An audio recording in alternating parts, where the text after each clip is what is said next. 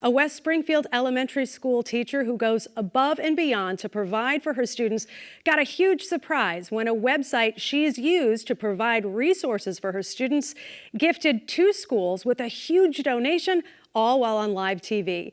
Jami Witherell, who teaches 5th grade in West Springfield, sat down to talk to me about the $30,000 gift and her mission to help students excel. Friday morning, my students got to school about an hour early and we started our day, and then TJ Holmes from Good Morning America rushed in and said, this day isn't all about DonorsChoose.org, it's actually going to be about you. And so we headed outside, and over 1,100 students from the West Springfield Public Schools, our middle school included, came down to surprise me with $15,000 for Coburn School from the DonorsChoose.org family. And then sort of the bigger surprise was that they had loaded up a bus from my former school in Greenfield, and my family from Newton all rushed off the bus to surprise me as well. And Newton was awarded $15,000 from DonorsChoose.org as well.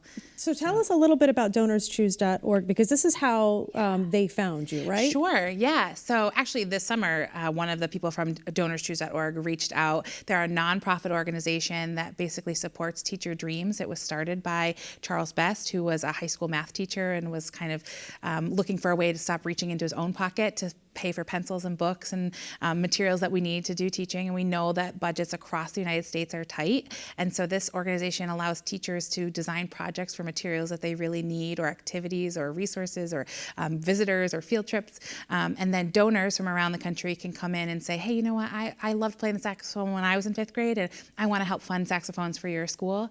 And so teachers can really be limitless in their thinking and come up with a lot of really great, innovative ways of teaching their students through DonorsChoose, because they can create projects for the things that they need. So it's almost like a grant writing process that teachers can participate in. Yes, we call them projects, but truly they're mini grants for our classroom. And when you talk a little bit about, teachers are always digging into their pockets to buy pencils and books, but there's so many other things, right, that you're probably bringing into class, like crafts, and maybe even, some teachers that I know personally are, getting coats and clothes and different things for their kids. Tell me about this vocation really of yours to teach. It's so much more than just, the base 10 system that you were trying to explain to me before.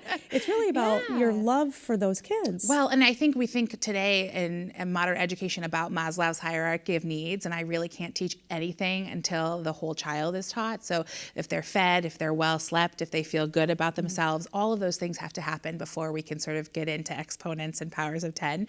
And so when I think about, like, do I have snacks for every student, and I'm going to the grocery store and picking up, extra snacks so that there's snack in the snack bin, or I had a student the other day that her feet were really uncomfortable because she was wearing sneakers without socks, and so that I can go into our sock bin that exists in our room because of DonorsChoose.org, and that I have an extra pair of sneakers that they can put on.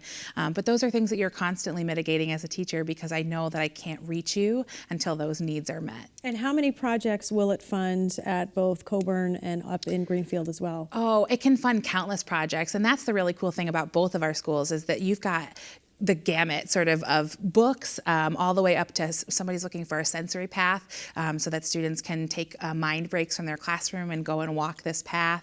Our classroom's looking for some benches, computers, so you sort of have whatever tickles your fancy as a donor. You can come into the sort of school and look at what's available, and that $15,000 will go a long way to support the different projects at both schools. What did you find was the greatest need when you worked up in Greenfield? Because that's kind of where you started your career. You were up there for 6 years initially. So we think about educational equity, and that was my sort of biggest challenge, because I was brought in middle of the school year because the classrooms were overflowing. Massachusetts remains one of the few states in our nation that will guarantee housing for children. So if you are homeless and you have a child in your family, the wonderful state of Massachusetts says you are guaranteed housing. So because of that, we have a real overflow in our homeless shelters. And so we were putting students up in hotels, and then those hotels were sending students to our school, and Newton was really overflowing.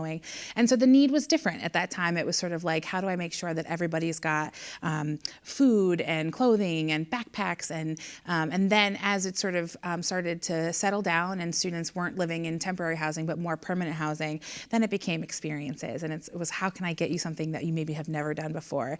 So I remember that we got snowshoes up at Newton, and so that students could go out and snowshoe. And I mean, there was kids from Florida and Puerto Rico and Utah who had never seen the kind of snow that we have here. And so they got to put on snowshoes and go out and experience that. And I think part of learning should always be fun.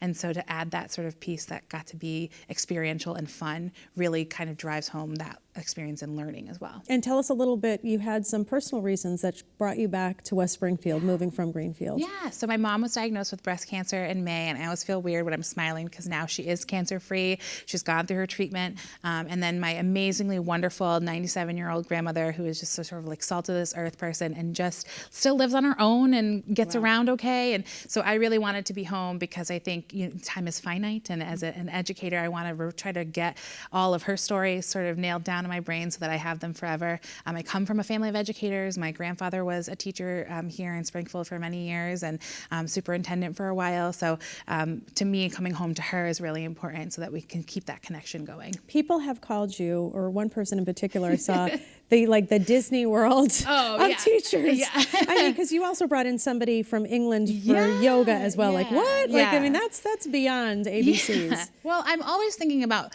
my own educational experience, and growing up in Westville Public Schools, I had teachers that really rocked my world, that made learning as fun as humanly possible, and that to this day, some 25 years later, are still people that are leaders in my life. And so I really think that when you can be that to another child, that you're sort of paying it forward in the best way possible. And I also think teaching should be fun. Learning should be fun. The classroom shouldn't be a place where students dread going.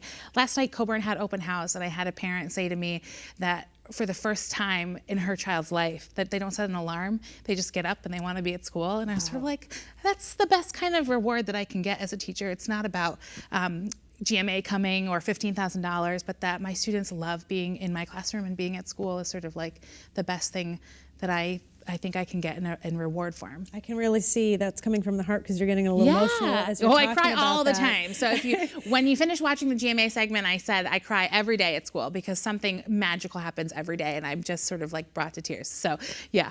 Do you feel like you were born to do this? I mean, I want to go to your class. You know what's so fascinating is I always thought that I didn't know that teaching was exactly what I was going to do.